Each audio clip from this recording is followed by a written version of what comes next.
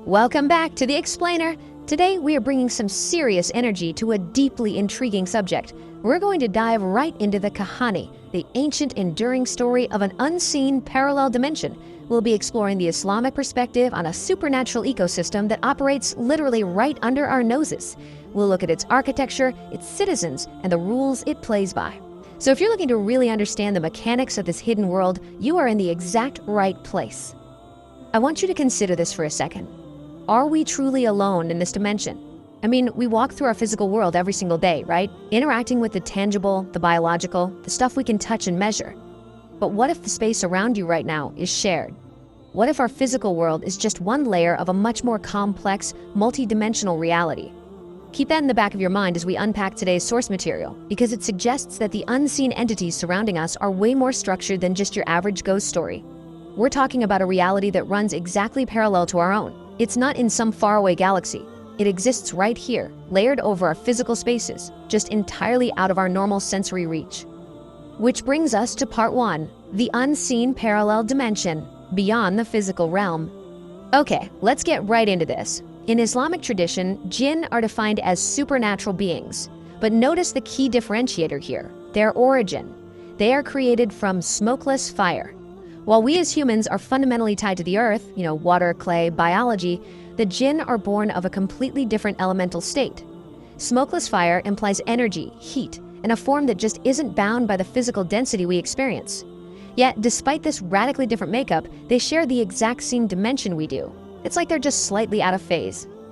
Now, you might think entities made of smokeless fire would be entirely alien, maybe just acting on pure instinct, like a force of nature. But the source material makes a fascinating pivot right here. Moving on to section 2, a free-willed creation, the burden of choice. Now, what's absolutely wild here is the direct comparison. We have humans, completely bound by biology and clay, and then we have the Jinn, born of smokeless fire. But look at where they intersect.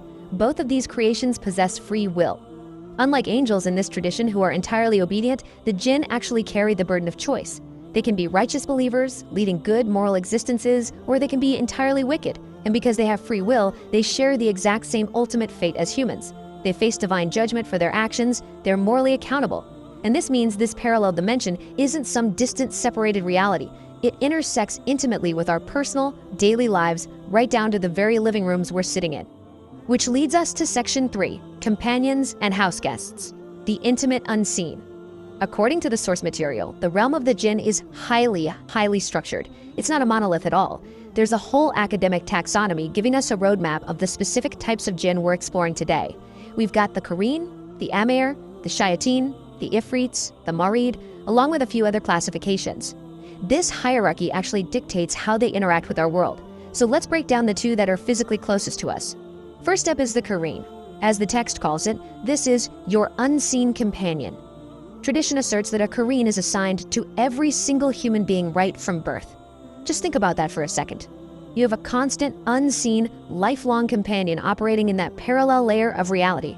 And their primary function, especially the less righteous ones, is often described as whispering to the human consciousness, suggesting ideas or temptations. It's an incredibly intimate intersection between their dimension and our own psychology. Then we have the Amir. The title pretty much speaks for itself. The unseen resident. This specific classification of Jinn doesn't just wander the earth at random. They actually reside inside human dwellings.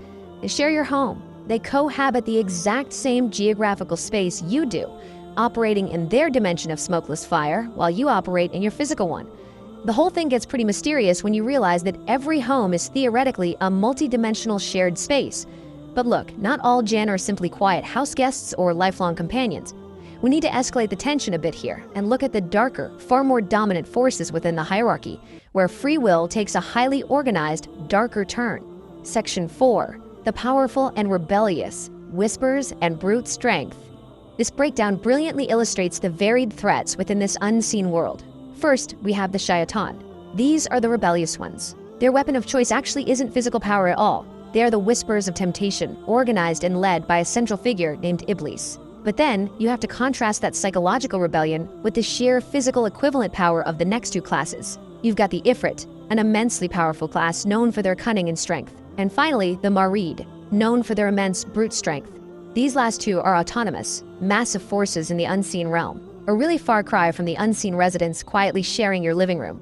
Now, with all this talk of invisible power, psychological whispers, and entities of immense brute strength living alongside us, it's super easy to feel a bit overwhelmed, right? Even vulnerable. But the source text absolutely does not leave humanity defenseless against these forces. In fact, it offers a profoundly calm and authoritative resolution. Which brings us to our final section, the shield of divine protection, from mystery to mastery. So here is the absolute crucial point. Despite the overwhelming, almost terrifying brute strength of an Ifrit, or the relentless, deceptive whispers of the shayateen, these unseen beings have a critical, fundamental limitation. They have an ultimate vulnerability that completely levels the playing field for human beings. The source states it perfectly right here. They have no authority over those who seek protection through the remembrance of God. This is the ultimate equalizer. The text is emphasizing that mindfulness of the divine acts as an impenetrable shield. It doesn't matter what the hierarchy is, it doesn't matter the elemental strength of smokeless fire. A human being who centers themselves in divine remembrance literally strips these entities of their authority. The power dynamic shifts entirely from the supernatural right back to the spiritual state of the individual, which leaves us with a final, rather provocative thought to chew on today. In a world shared with unseen power, is true strength really found in muscle? Or is it found in mindfulness of the divine? We've just explored a complete parallel architecture of fire, free will, companions, and powerful rebels.